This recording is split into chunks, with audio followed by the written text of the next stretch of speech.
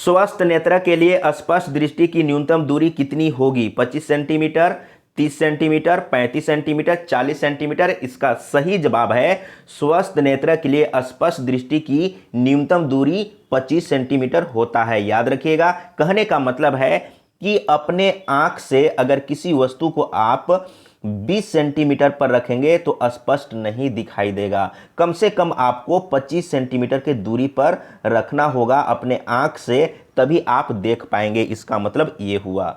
अब चलते हैं अगला प्रश्न, दूसरा नंबर। इसमें आपसे पूछा है यदि कोई व्यक्ति दूर की वस्तुओं को स्पष्ट नहीं देख सकता है तो उसकी दृष्टि में कौन सा दोष होगा? अब यहां पर समझिएगा, जैसे निकट दृष्टि दोष में निकट की वस्तु दिखाई देती है लेकिन दूर की वस्तु दिखाई नहीं देती है। तो यहां पर आपसे क्या बोला, यदि कोई व्यक्ति दूर की वस्तुओं को स्पष्ट नहीं देख सकता है तो उसकी दृष्टि में कौन सा दोष होगा? तो मैंने क्या बोला, निकट दृष्टि दोष में निकट की वस्तु दिखाई देती है लेकिन दूर की वस्तु दिखाई नहीं देती है। तो यहां पर वही चीज बोला है कि दूर की वस्तु नहीं दिखाई दे रहा है, इसका मतलब क्या है? निकट दृष्टि दोष है। बी ऑप्शन सही है। इस तरीके से आपको समझना होगा, नहीं तो कंफ्यूजन होता रहेगा। अगला प्रश्न, तीसरा नंबर। निकट दृष्टि दोष से पीड़ित व्यक्ति के चश्मे में प्रयोग किया जाता है। अगर किसी को निकट दृष्टि दोष हो गया तो कौन सा चश्मा यूज करेंगे? ऑप्शन है उत्तल लेंस वाली, समतल उत्तल लेंस वाली, अवतल लेंस वाली, समतल अवतल लेंस वाली। तो अगर किसी व्यक्ति को निकट दृष्टि दोष हो गया है तो कौन सा लेंस वाला चश्मा चाहिए? यहां पर एक चीज आपको समझना होगा। देखिए, एक होता है निकट और एक होता है दूर दृष्टि। तो यहां पर मैं लिख लेता हूं निकट, निकट दृष्टि दोष, और एक है दूर दृष्टि दोष। और दो लेंस है, कौन कौन है? तो एक है अवतल और एक है उत्तल। अब यहां पर समझिएगा, उत्तल, यहां पर ल है, उत्तल। तो यहां पर देखिए, इसमें जैसे निकट है इसमें ज़्यादा वर्ड है और यहां पर अवतल है तो उत्तल की अपेक्षा ज़्यादा वर्ड है ना। तो ज़्यादा वर्ड वाला में ज़्यादा वर्ड वाला ही यूज करेंगे, मतलब कि अक्षर वाला, वर्ड नहीं अक्षर वाला। इसमें ज़्यादा अक्षर है ना, तो लेंस में ज़्यादा अक्षर वाला ही यूज करेंगे। कहने का मतलब निकट में अवतल को, और दूर में देखिए, दूर में कम अक्षर है तो कम अक्षर वाला ही लेंस को यूज करेंगे, दूर में उत्तल। तो मैंने ये अपने से ट्रिक बनाया है। आप अगर कुछ अच्छा ट्रिक बना सकते हैं याद करने के लिए, दिमाग में रखने के लिए, तो आप बना सकते हैं। तो निकट में अवतल और दूर में उत्तल, याद रखिएगा हमेशा के लिए। तो इसमें आपसे क्या पूछा है? निकट यानी कि निकट और दूर। तो निकट में ज़्यादा वर्ड है ना, तो ज़्यादा अक्षर है तो ज़्यादा अक्षर वाला ही लेंस को यूज करेंगे, यानी कि अवतल लेंस को यूज करेंगे। सी ऑप्शन सही है। अगला प्रश्न, 4 नंबर। अब यहां पर समझिए, निकट दृष्टि दोष से पीड़ित व्यक्ति को, अब निकट दृष्टि दोष से पीड़ित व्यक्ति को निकट की वस्तु दिखाई देती है, दूर की वस्तु नहीं दिखाई देती है। तो आप इसको पढ़ के समझिए, निकट की वस्तुएं नहीं दिखाई देगी। निकट दृष्टि दोष में निकट का वस्तु दिखाई देता है, कोई वस्तु दिखाई नहीं देगी, निकट की वस्तु दिखाई देगी। यस, निकट दृष्टि दोष में निकट की वस्तु दिखाई देगी। तो सी ऑप्शन सही है। अगला प्रश्न, 4 नंबर। इसमें आपसे क्या पूछा है? निकट दृष्टि दोष से पीड़ित व्यक्ति को। तो हमेशा के लिए याद रखिए, निकट दृष्टि दोष में निकट की वस्तु दिखाई देगी और दूर की वस्तु दिखाई नहीं देगी। तो इसी दो में से कोई एक होगा। देखिए, निकट की वस्तुएं नहीं दिखाई देगी, निकट दृष्टि दोष में दिखाई देगी, तो ए ऑप्शन गलत हो गया। कोई वस्तु दिखाई नहीं देगी, ये भी गलत हो गया। वस्तु उल्टा दिखाई देगी, ये भी गलत हो गया। दूर की वस्तु दिखाई नहीं देगी, निकट दृष्टि दोष में दूर की वस्तु दिखाई नहीं देती है, यानी कि निकट की वस्तु दिखाई देती है। डी ऑप्शन सही है। एक बार समझिए, फिर कभी दिक्कत नहीं होगा।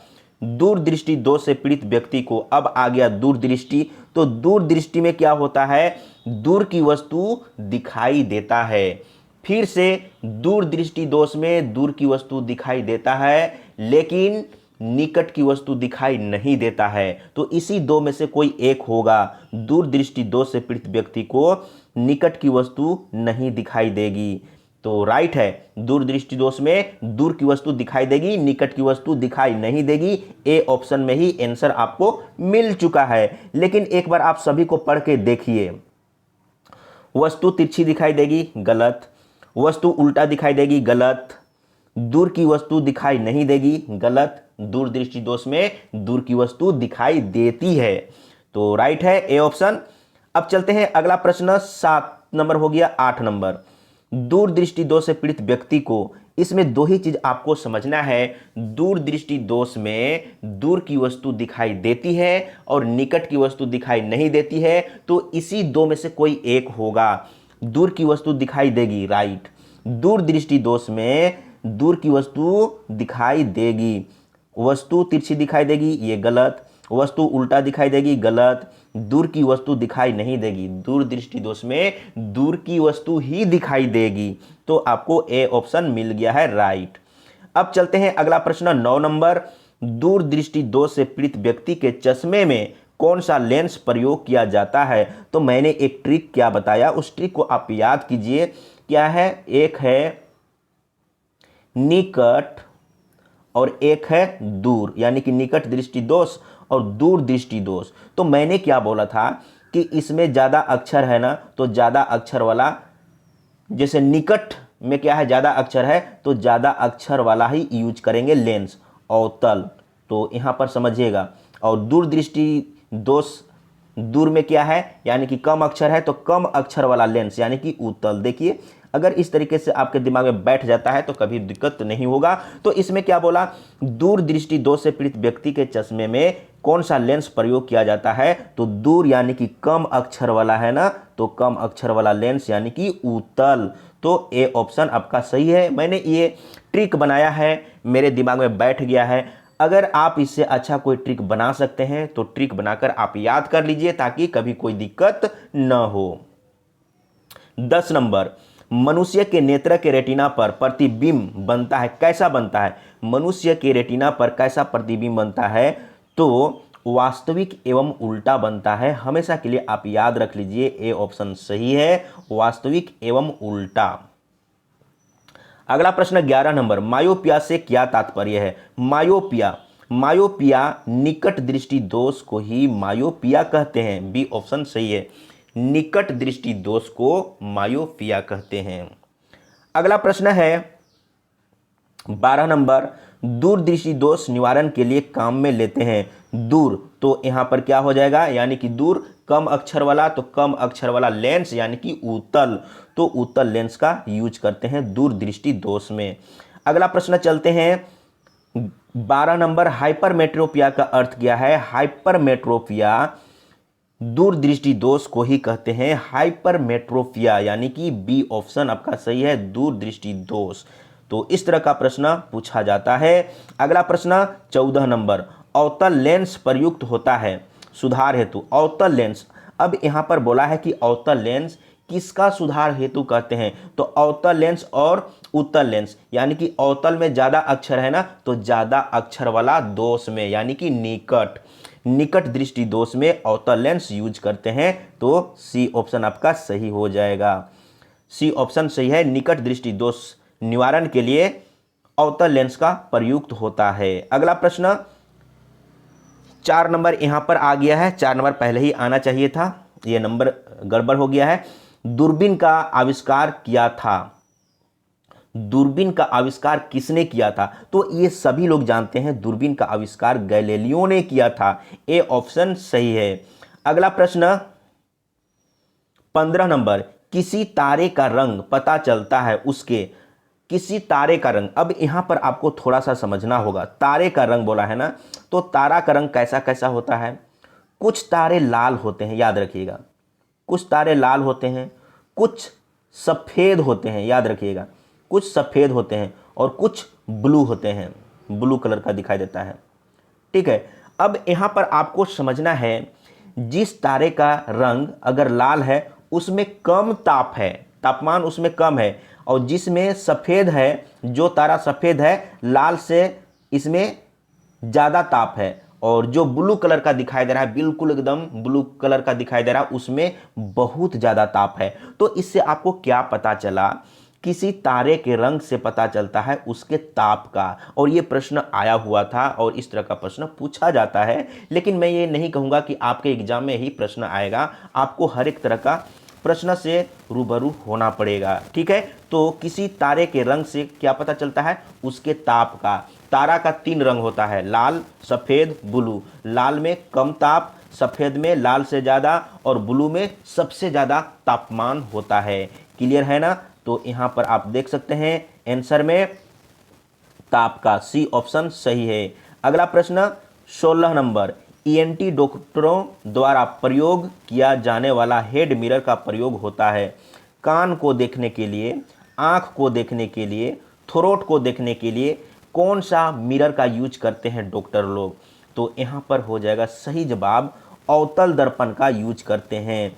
ईएनटी डॉक्टर, आपने कभी गया होगा हॉस्पिटल में तो एक डिपार्टमेंट होता है ईएनटी, ठीक है। ईएनटी का मतलब है तो आँख नहीं, यहाँ पर ई का मतलब क्या हुआ? ईयर माने कान, एन से हुआ नोज और टी से हुआ थ्रोट, यानी कि नाक हो गया और कान हो गया और गला यानी कि थ्रोट। ये तीनों मतलब एक ही जगह पर होता है, एक ही जगह पर होता है, तो उसको एक साथ रखा गया है ईएनटी। तो ईएनटी डॉक्टरों द्वारा प्रयोग किया जाने वाला हेड मिरर का प्रयोग होता है तो अवतल मिरर यानी कि अवतल दर्पण का यूज किया जाता है। राइट है, हमेशा के लिए आप याद रखिएगा। अगर आपको कान दिखाना हो, नाक दिखाना हो या गला यानी कि थ्रोट दिखाना हो तो आपको ईएनटी डिपार्टमेंट में जाना चाहिए। अगला प्रश्न 17 नंबर, पानी में हवा का बुलबुला वैसे ही काम करेगा जैसे करता है। पानी में हवा का बुलबुला आपने देखा होगा, तो किस तरीके से काम करता है? यानी कि अवतल लेंस की तरह काम करता है। पानी में हवा का बुलबुला वैसे ही काम करेगा जैसे करता है अवतल लेंस।